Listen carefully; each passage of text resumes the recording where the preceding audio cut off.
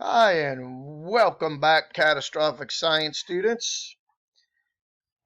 Congratulations for so many of you that got our first video questions turned in today. Outstanding job. Keep up the good work.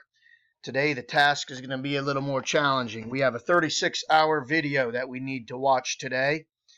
And then you need to take 13 to 15 pages of notes. Wait. It's April 1st. Happy April Fool's Day.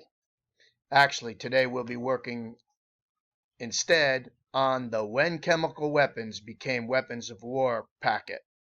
That packet is on the Google Classroom. It's called When Chemical Weapons Became Weapons of War. And then the website link is also on there where you'll get all the answers to the questions.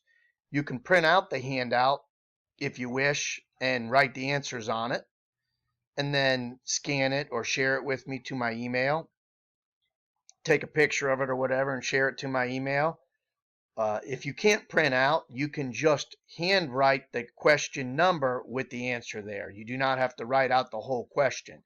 You can just write the answers and the number it goes with, and then take a picture of that or scan it and send it to my email. Or if you want, you can make your own copy of it, scan it in or whatever, and type the answers on there, but that, of course, wouldn't be required.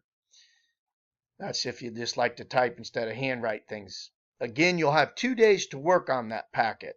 You'll have Wednesday and Thursday. Please try to get it completed by Thursday, April 2nd.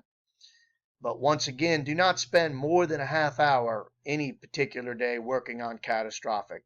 Have a great day. Happy April Fool's Day.